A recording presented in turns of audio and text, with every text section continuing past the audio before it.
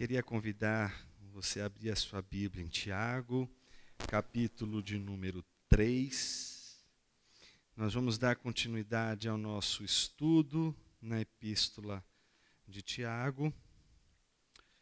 Nós vamos falar nesta noite sobre algo que é tão pequeno, obrigado, Udo, e tão perigoso. O título da mensagem de hoje é Tão pequena, tão perigosa. Nós vamos orar para que Deus nos abençoe nesse momento. E quando a gente começar a ler o texto, a gente vai descobrir quem é tão pequena e quem é tão perigosa assim. Pai querido, visite-nos hoje com a tua presença poderosa, com o teu Santo Espírito. Ilumina a nossa mente, porque jamais conseguiríamos compreender a profundidade da tua palavra em direção ao nosso coração, se não fosse pela condução do teu Espírito. Que o teu Espírito nos tome pelas mãos e nos conduza pelas verdades da tua palavra, a fim de que sejamos instruídos por ela. Somos a comunidade da palavra, Senhor. E a nossa força, toda ela, está no apego que a gente tem à Escritura. Que o Senhor nos ajude a olhar para ela mais uma vez, nesta noite, e procurarmos nela aquilo que a gente precisa para mudar, para sermos uma pessoa melhor. Assim nós oramos, agradecidos ao Senhor, em nome de Jesus. Amém.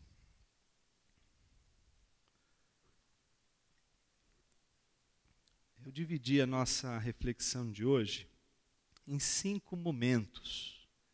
Esse primeiro momento, eu queria me dedicar a analisar com você 2 versículos do capítulo 3, o versículo 1 e o versículo 2. E nessa primeira parte eu gostaria de, a partir desses dois versículos, mostrar para você que o homem que não tropeça na língua, este sim governa bem a si mesmo. De que todo autocontrole, todo domínio próprio, todo controle sobre nossa vida depende de como a gente lida com essa coisa que Tiago chama de língua e que é tão pequena e tão perigosa. Veja o que diz o versículo 1 e 2. Meus irmãos, não sejam muitos de vocês mestres, pois vocês sabem que nós, os que ensinamos, seremos julgados com maior rigor. Todos tropeçamos de muitas maneiras.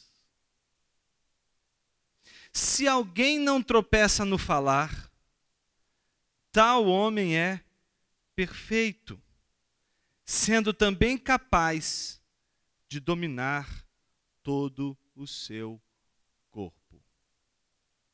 É interessante como a gente já sabe que o livro de Tiago, ele é uma referência muito próxima daquilo que no Antigo Testamento a gente chama de literatura sapiencial. É muito próximo da construção e da estrutura, por exemplo, do livro de Provérbios, como a gente viu no nosso primeiro encontro.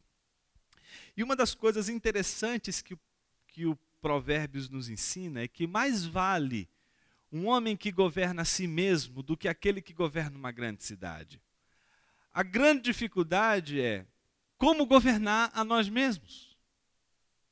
Portanto, eu quero me dirigir nessa noite a todos aqueles que, como eu, têm muita dificuldade em lidar com a língua. E a pergunta é, por quê? Jonas, você está falando do controle de si mesmo. Você está falando do governo de si mesmo.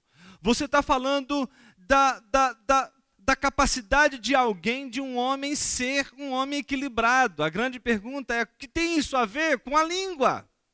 O que isso tem a ver com a fala, com o nosso discurso? esse é o primeiro ponto que eu gostaria de tratar com vocês nessa noite. Mostrar como Tiago estabelece uma relação profunda entre domínio próprio e a maneira como a gente lida com a nossa língua. Veja o que o texto diz. Muitos de vocês são mestres, mas não sejam muitos mestres. Por quê? O que o texto está dizendo é que existe um rigor que se exige daquele que ensina. Por quê? É óbvio que todas as vezes que você ensina algo, o que logo em seguida se pretende enxergar? Se aquilo que você ensinou é aquilo que você vive. Por isso que é tão difícil educar, meus irmãos. É difícil ensinar um filho. É difícil ensinar uma filha. Não é fácil educar em nossas casas aqueles a quem Deus nos colocou para cuidarmos. Por quê? Não adianta só falar. Não adianta só dizer. Não adianta você olhar para o teu filho e dizer assim, filho, você precisa orar. Se você não ora. Não adianta nada você dizer para o seu filho, filho, você precisa, olha, você não pode ficar assim. Você está muito preocupado com as coisas aí que estão acontecendo.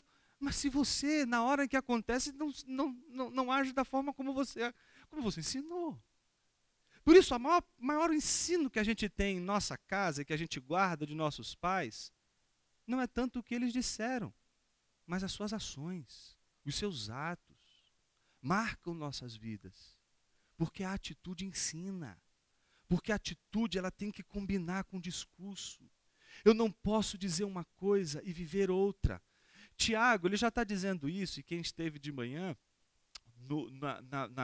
no texto anterior, ele já vem cuidando, já vem prestando atenção e chamando a atenção da comunidade para esse descompasso que existe naquela comunidade a qual Tiago está entregando a mensagem entre discurso e ação. Tiago está o tempo todo dizendo, gente, uma fé morta é uma fé só de discurso.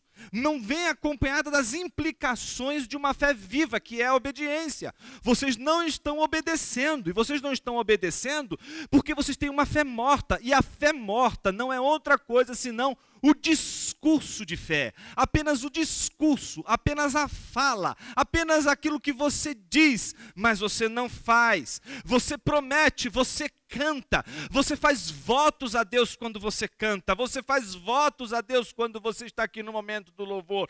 Coisa bem diferente é na hora dos embates da vida, você encarnar tudo isso que você cantou, encarnar tudo isso que você disse. Por isso é tão difícil ensinar, porque ensinar exige também de mim e de você que a gente também viva o que a gente está dizendo. E isso é que é difícil.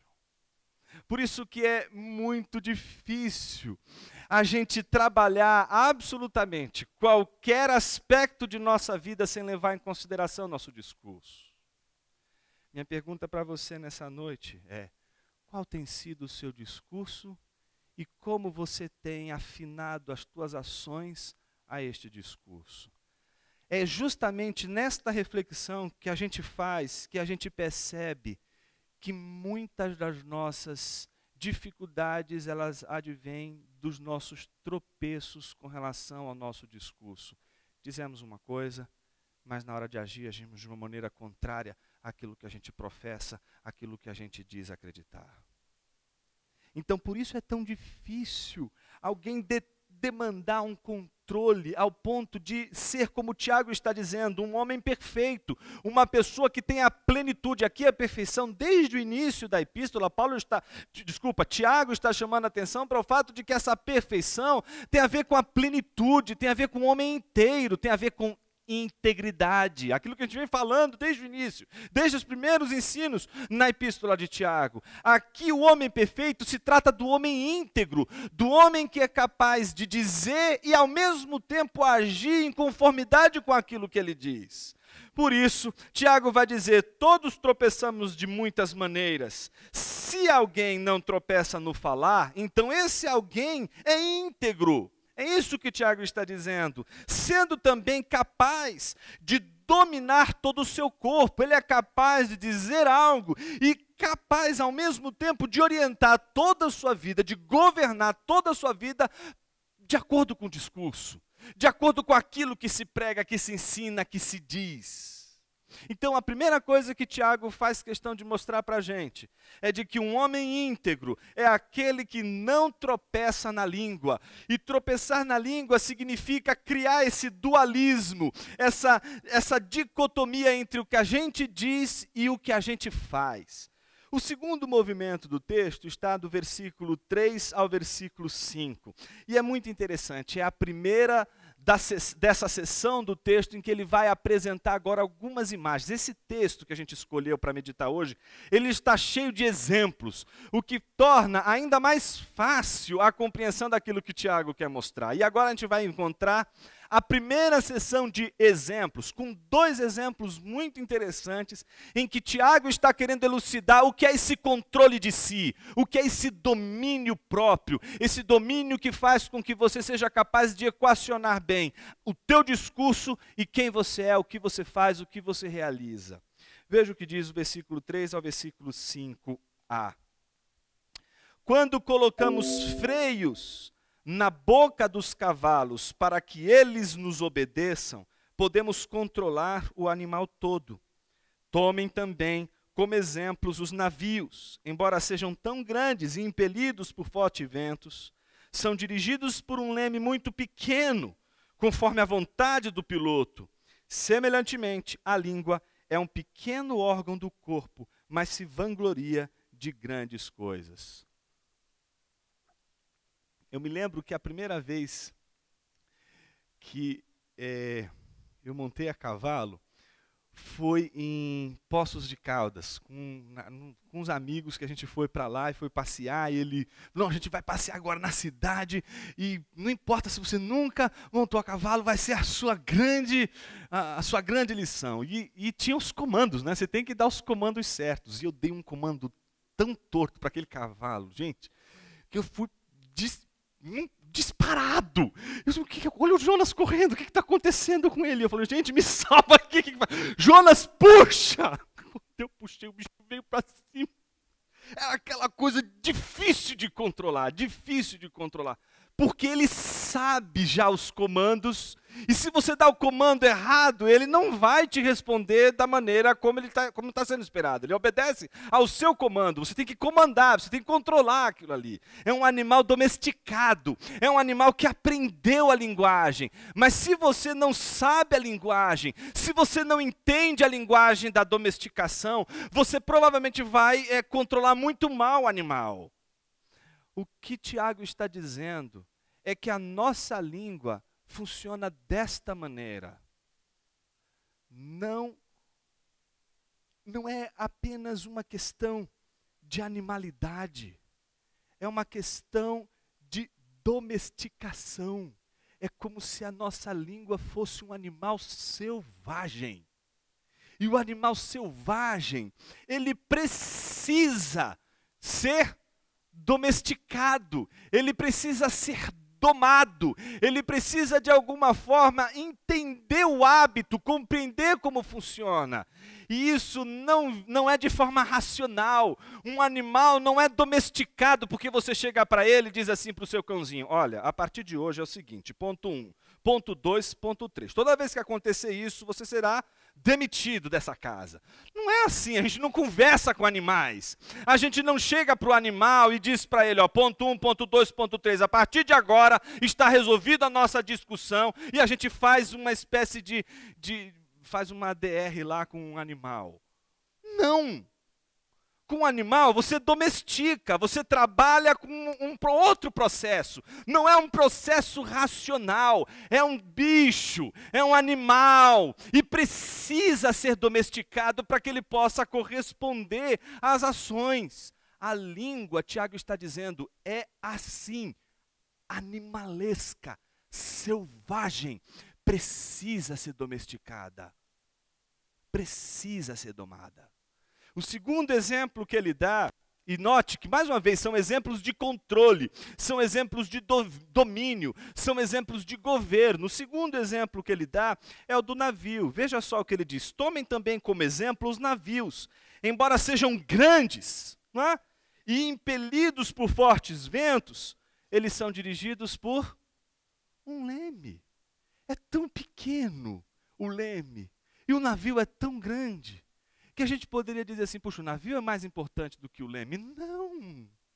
Naquele leme está o controle de toda aquela embarcação. Toda aquela embarcação depende da inteligência ali por detrás daquele leme. Aquele leme, aquela pecinha, é ela responsável por governar todo aquele navio. Então o que Tiago está querendo dizer para mim e para você? Que a nossa língua, que o nosso discurso, que a nossa palavra, que a nossa fala tem o poder de governar toda a nossa vida, tem o poder de dominar toda a nossa vida. Se não governamos a nossa língua, se alguém diz assim: ah, Jonas, eu não vou governar minha língua, a gente vai viver exatamente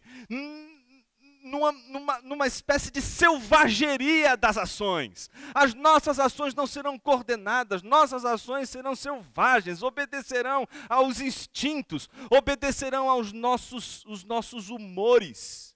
Se a gente está bem, a gente age bem. Se a gente está mal, a gente age mal. A gente não consegue se equacionar as nossas escolhas, as nossas ações em função justamente dos nossos humores que governam a nossa vida, que governam a nossa língua. É interessante como ele conclui dizendo: semelhantemente, a língua é um pequeno órgão, mas se vangloria de grandes coisas. É interessante como a gente consegue eventos tão pequenininhos, né? E irrisórios às vezes na vida, a gente consegue contar eles de uma maneira tão grandiosa, não é? Que aquela coisa se torna, a gente aumenta, mas não inventa, não é? A gente consegue construir de um universo tão simples uma imagem incrível de uma coisa fantástica que a gente fez. A língua é capaz de criar cenários amplos, de amplificar cenários. A língua pode tornar um evento tão simples, uma situação tão simples do seu dia a dia, uma catástrofe. A língua é capaz de fazer uma coisa que se resolve assim, simples, numa tragédia grega. E a gente pode transformar coisas pequenas, coisas que acontecem e que a gente resolveria em 2 palavrinhas. A gente constrói uma história, é sempre assim, a minha vida é assim, sempre dá errado, sempre eu tento e não dá certo. E aí a gente constrói aquele melodrama para uma coisa que é tão simples. A língua tem essa capacidade de amplificar a vida. A terceira imagem interessante, o terceiro movimento do argumento de Tiago, está exatamente do 5b, a gente leu até o 5a, do 5b até o versículo 6. Veja o que ele diz. Aí é o próximo exemplo, mais uma série de exemplos. Veja agora o que ele fala, como ele se refere à língua. Vejam como um grande bosque é incendiado por uma simples fagulha. O que ele está dizendo? Brincadeira de criança, né? Vai brincar com fogo, ali quando vê a casa está inteira pegando fogo. Aquela coisa que uma fagulha, uma faísca, é uma coisa tão inocente, tão boba, que de repente num contexto ela se alastra e incendeia.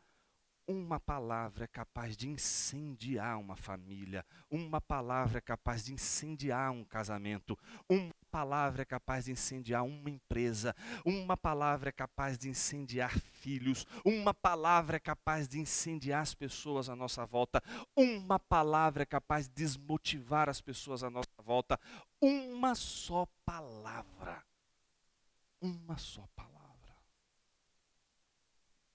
Então é interessante como o Tiago vai construindo e dizendo: vejam, como um grande bosque é incendiado por uma simples fagulha, assim também a língua é um fogo. Eu não sei você, mas como eu já disse desde o início, eu estou lidando com um texto que trata com todas as dificuldades daqueles que, como o Tiago diz no versículo 2, tropeçam de muitas maneiras. Todos tropeçamos de muitas maneiras. Existem muitas maneiras de a gente tropeçar. E uma delas é por conta dessa coisinha pequena que Tiago está chamando de língua e que é capaz de incendiar. E ele compara a língua com o fogo. Eu não consigo imaginar pessoas inflamadas, não é, falando assim tão harmoniosamente, com lábios não é, com sabor de mel. Não. A coisa é infernal. E por que é assim? Veja o que Tiago diz. Assim também é a língua, um fogo, é um mundo de iniquidade. Colocada entre os membros do nosso corpo, contamina a pessoa por inteiro, incendeia todo o curso de sua vida, sendo ela mesma incendiada pelo inferno. Quantos e quantos de nós não nos incendiamos por uma palavra? Às vezes a gente se incendeia, e incendeia um filho por conta de uma palavra. A gente se incendeia um amigo por conta de uma palavra. A gente gira um incêndio terrível por conta de uma palavra. A pergunta é, por quê? Por que a palavra tem esse poder? Por que a palavra tem esse domínio? Agostinho diz que Deus nos trancou em nós mesmos. Sabe o que isso significa? Que nem eu e nem você podemos saber o que o outro pensa de nós, se não for por meio da palavra. Você já parou para imaginar que pandemônio seria se todo mundo que está aqui nessa igreja soubesse o que todo mundo pensa do outro e não precisasse falar? Imagina só, não sobraria um santo, uma santa, um santo homem de Deus e uma santa mulher de Deus neste lugar, porque todo mundo aqui é maravilhoso. Não é isso? Não, não é assim. Já parou para imaginar? A gente não ia poder, de forma alguma, fazer nenhuma pregação mais sobre sinceridade. Olha que coisa chata. A gente não ia poder mais exortar as pessoas sobre a sinceridade, porque não tem como você exercer a sinceridade. Simplesmente você sabe o que a outra pessoa pensa. O que a outra pessoa pensa sobre você e o que você pensa sobre a outra pessoa é também visível a todos os homens. Mas Agostinho diz que Deus sabiamente nos trancou em nós mesmos, ao ponto de nós não conseguirmos falar tudo o que a gente pensa. Ainda bem. Por outro lado, ao nos trancar em nós mesmos, se gerou uma grande dificuldade. Qual é a dificuldade? Como é que eu vou saber o que está na cabeça da minha esposa? O que é que eu vou saber? Como é que eu vou saber o que é que está na cabeça do meu esposo? Eu gostaria de saber o que ele está pensando agora sobre isso. E aí a gente faz aquele inquérito, não é? Parece uma coisa policial. Mas então, você acha isso? Mas então, você acha aquilo? O que você pensa sobre isso? E a gente quer saber, mas a gente não gostaria só de saber. A gente queria entrar na cabeça da pessoa. Eu quero saber o que você está pensando. Eu quero saber como você está sentindo tudo isso. E a gente percebe que a palavra não consegue dar conta de tudo.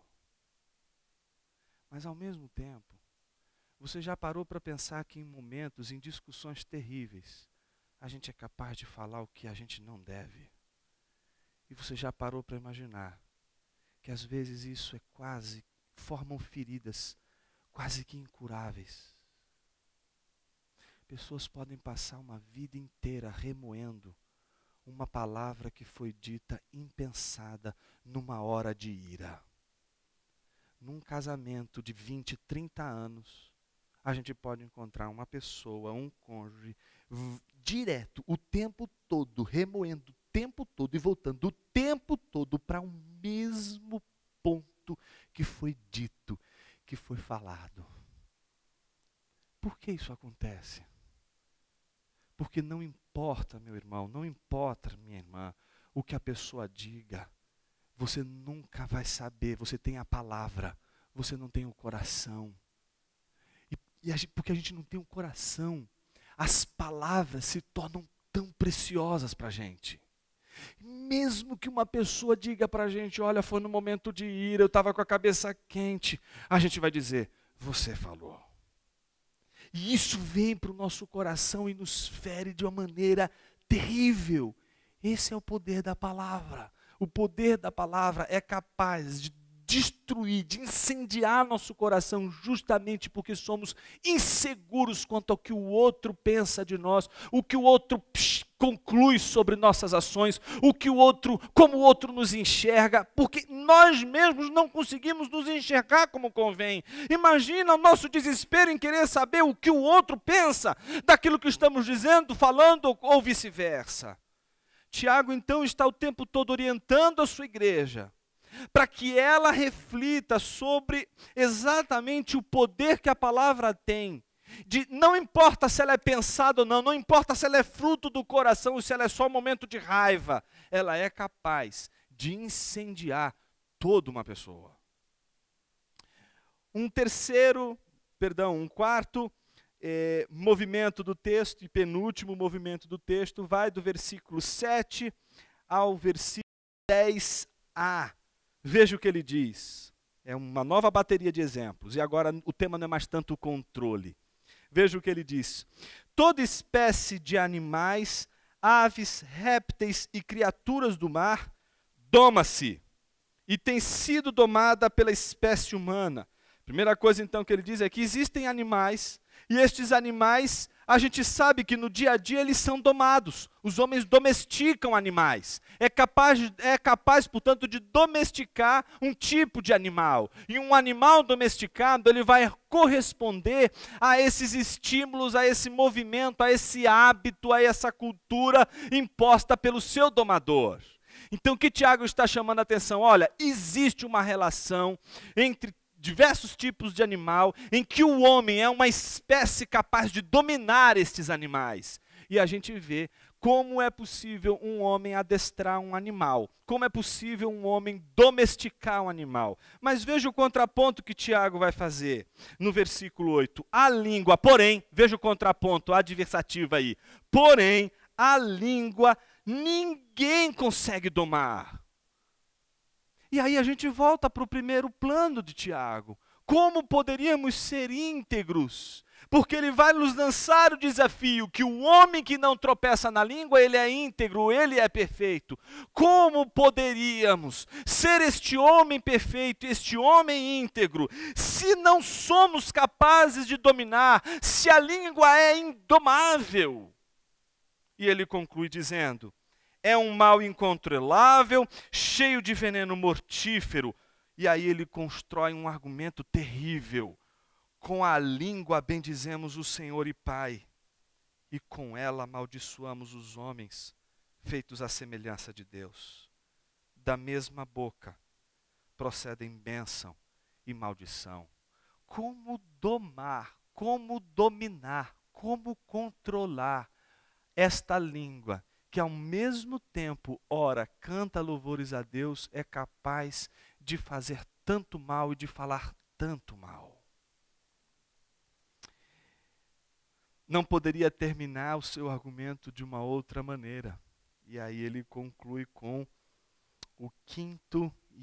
a nossa quinta e última etapa da nossa reflexão de hoje, com o terceiro exemplo, que é o exemplo do absurdo. Ela não só é indomável, ela é absurda. Veja o que o texto diz. Meus irmãos, não pode ser assim. Acaso podem sair água doce e água amarga da mesma fonte? Meus irmãos, pode uma figueira produzir azeitonas, ou uma videira produzir figos? Da mesma forma, uma fonte de água salgada não pode produzir água doce. Então o contraponto que Tiago vai fazer agora nessa nova série de exemplos não é outra senão a figueira que produz azeitonas, a videira que produz figos. Isso é um absurdo, está fora de ordem, não é assim. A videira não produz figos, não é assim que funciona. Não está seguindo a sua natureza, está contrapondo a sua natureza. Então me parece que o que ele está tentando chamar a atenção dos seus leitores originais é justamente para o absurdo que a língua, por ser indomável, nos coloca no dia a dia. Pelo fato da língua ser desta natureza, ela faz com que a gente seja contraditório, ela provoca contradição na nossa vida, ela faz com que a gente seja contraditório, ela faz com que você, ao mesmo tempo, seja uma fonte de água doce e, ao mesmo tempo, uma fonte de água salgada. E o que ele está dizendo é: irmãos, como isso é possível? Isso não é possível, não podemos aceitar isso. Então, todo o texto que a gente lê hoje é uma espécie de advertência que Tiago está fazendo à igreja para o caminho daquilo que ele vai chamar de sabedoria. E mais uma vez, eu lembro aqui daquilo que minha mãe sempre disse para a gente quando era pequeno, né? Olha, quando a gente não queria fazer as coisas, assim, olha, filho, Papai do céu deu 2 ouvidos e uma boca. Isso diz tudo. Você ouve mais e fala menos. A gente tem uma tendência à verborragia. A gente tem uma tendência a falar demais, a expor demais. A grande pergunta é: por quê? Eu me lembro que quando a gente estava noivando, a gente estava com a data do casamento marcado, e eu fui deixar a Ju na casa dos pais dela, e eu estava voltando para minha casa, e eu peguei a Brigadeiro Luiz Antônio. E eu me lembro que era um dia de chuva, e eu só olhei no retrovisor um carro que passou entre o meu e um Civic que estava à minha esquerda.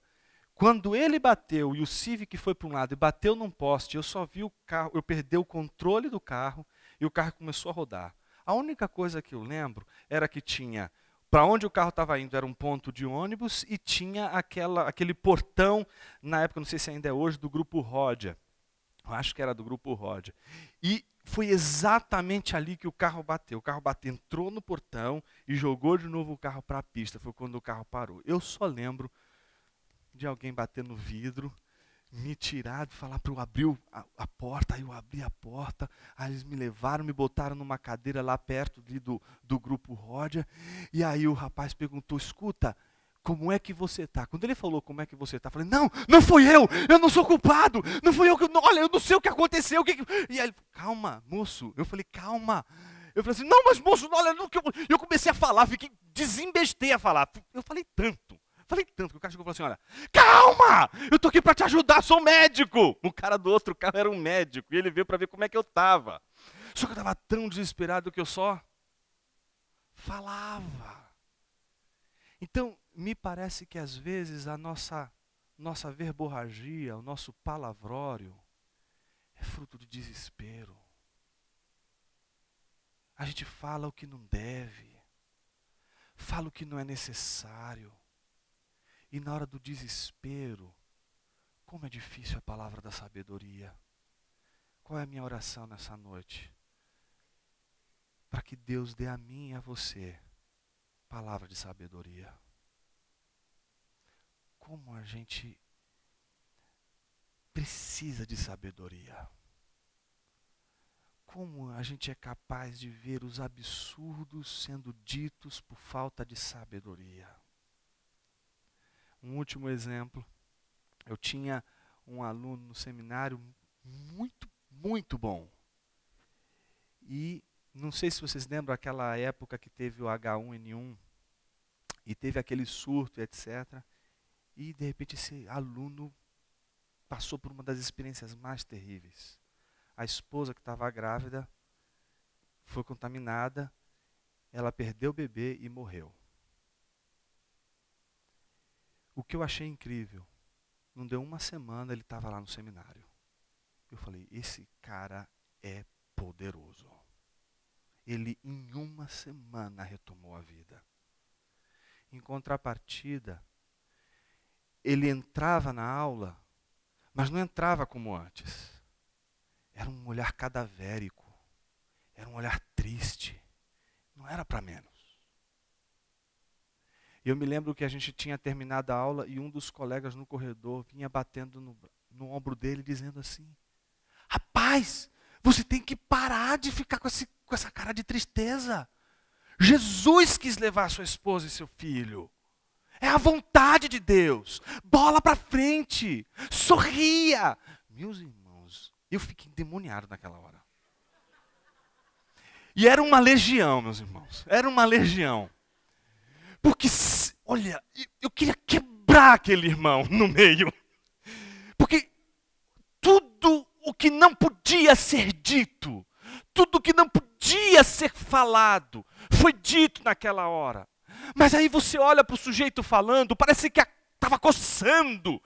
Precisava dizer aquilo, porque ele precisa salvar do desespero. Ele está desesperado, ele quer se livrar daquilo, ele não está aguentando ver o amigo passar por aquilo. Ele precisa ver aquele cenário mudar, porque refletir sobre aquilo dói nele também. Refletir aquilo é para ele insuportável. Ele não consegue suportar a dor do colega, e aí ele vai e fala. Somos assim.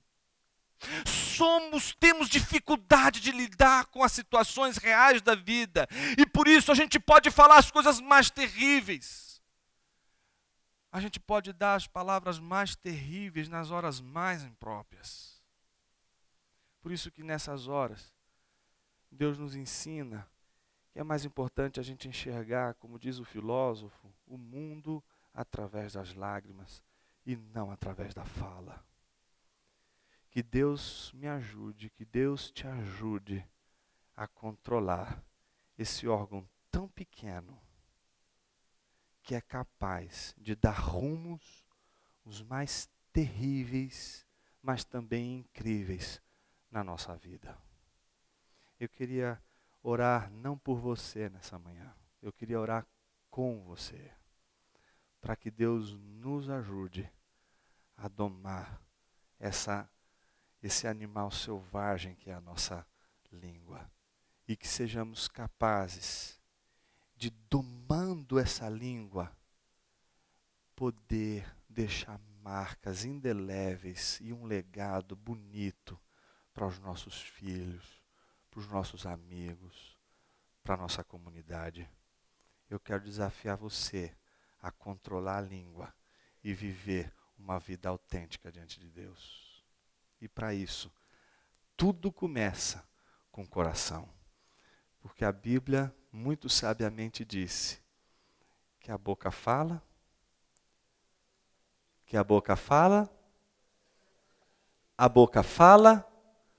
do que o coração está cheio.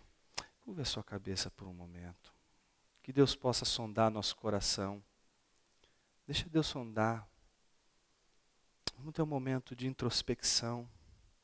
É hora de orar. É hora de falar com Deus. É hora de dizer: Pai, eu não tenho tido sabedoria para lidar com essa situação e por isso eu tenho falado o que não devo, tenho dito coisas que não correspondem com a realidade, não tenho controlado o suficiente a minha língua e tenho incendiado vidas, pessoas. Me ajuda a controlar minha língua.